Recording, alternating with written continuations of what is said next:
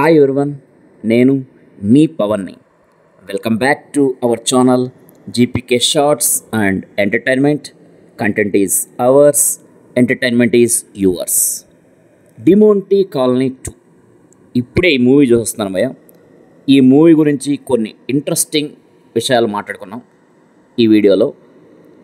2015లో release అయిన డిమోంటీ కాలనీకి ఈ మూవీ సీక్వెల్గా వచ్చింది భయ్య.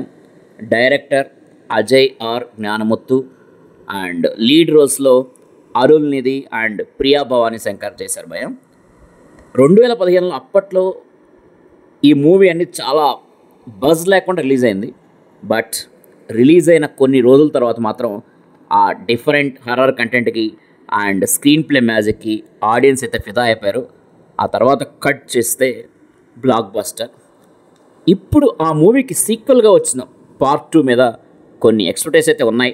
మరి డైరెక్టర్ అజయ్ ఆ ఎక్స్పెక్టేషన్ రీచ్ అయ్యాడా, స్క్రీన్ ప్లేలో సేమ్ మ్యాజిక్ రిపీట్ చేశాడా అనేది ఈ మూవీ డీప్ రివ్యూలో చూద్దాం భయ్య.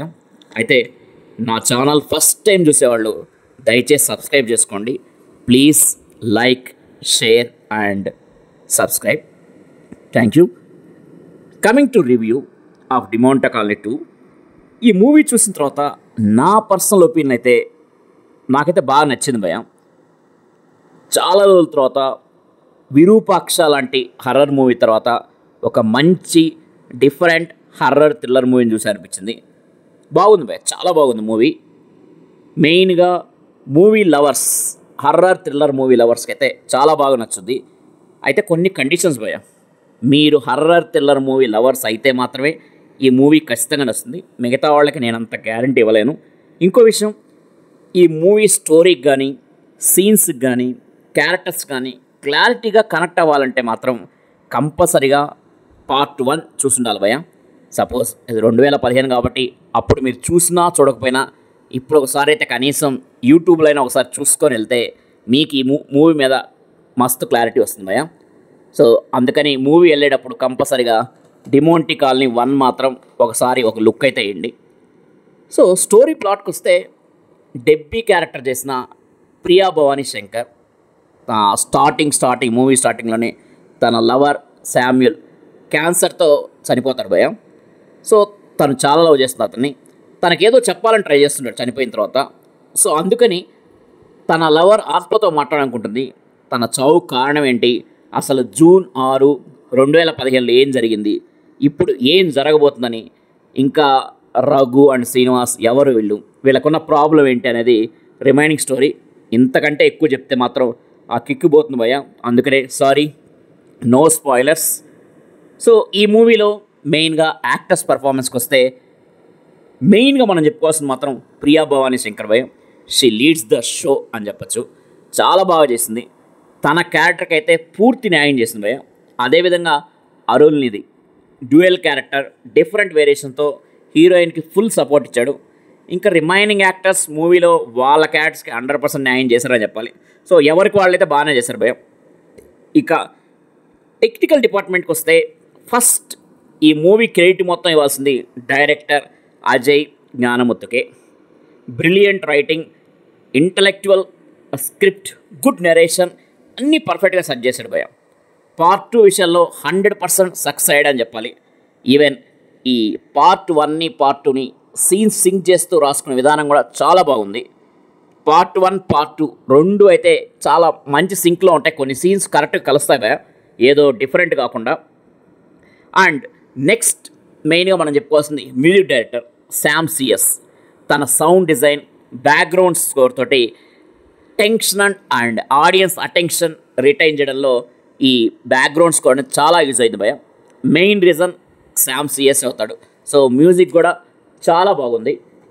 Next coming to editing by Kumaresh ఈ సూపర్. సింపుల్గా ఎయిటింగ్ అనేది చాలా బాగుంది. Cinematography is top notch. Scene మూడ్కి తగ్గట్టు, సిచ్యువేషన్ తగ్గట్టు కలర్ చేంజెస్ చేశారు భయ్య. అవి కూడా బాగానే వర్కౌట్ అయ్యాయి. ఆ కలర్ చేంజెస్ కూడా ప్రొడక్షన్ వాల్యూస్ అయితే చాలా బాగున్నాయి. ఓవరాల్గా యాక్టర్స్ పర్ఫార్మెన్స్, డైరెక్టర్స్ టాలెంట్, అన్ని డిపార్ట్మెంట్స్ 100% అవుట్పుట్ ఇవ్వడం వల్ల ఈ మూవీ అయితే 100% సక్సెస్ అయింది చెప్పచ్చు. మేబీ అది కమర్షియల్ సక్సెస్ కాకపోవచ్చు, బట్ చూసిన ప్రతి ఒక్కళ్ళ ఆడియన్స్ మాత్రం కంపల్సరీగా బాగుందనే ఒక ఫీలింగ్ అయితే ఉంటుంది. ఈ విషయంలో సక్సెస్ అవుతుంది. కొన్ని మైనర్ నెగిటివ్స్ అయితే ఉన్నాయి భయ్య. అవి ఈ మూవీలో ఉండే నాన్ లీనియర్ స్క్రీన్ ప్లే, మెయిన్గా సెకండ్ హాఫ్లో అది ఆడియన్స్ అందరికీ కనెక్ట్ కాకపోవచ్చు. అండ్ స్క్రీన్ ప్లేలో ఇంటెలిజెన్స్ అనేది బీసీ సెంటర్స్లో ఎంతవరకు వర్కౌట్ అవుతుంది అనేది కొంచెం డౌటే భయ్య. వర్కౌట్ అయిందంటే మాత్రం ఈ మూవీ హిట్ని ఎవరు ఆపలేరు. ఇంకొక మెయిన్ డ్రాబ్యాక్, ఈ మూవీకి యూజ్ చేసిన సీజీ అండ్ విఎఫ్ఎక్స్ కొంచెం చీప్ క్వాలిటీ అనిపిస్తాయి భయ్య. దీనివల్ల ఏమవుతుందంటే మన సీన్స్కి అయితే ఆ విజువల్గా అయితే కొన్ని సీన్స్కి మనం కనెక్ట్ కాలేం కరెక్ట్గా. మేబీ ఫైనాన్షియల్ కన్సర్న్ అయ్యుండొచ్చు ఆ సీజీ అండ్ విఎఫ్ఎక్స్ అలా యూజ్ చేయడంలో. అంత కాస్ట్లీ యూజ్ చేయడానికి ఫైనాన్షియల్గా సపోర్టింగ్ లేకపోవచ్చు.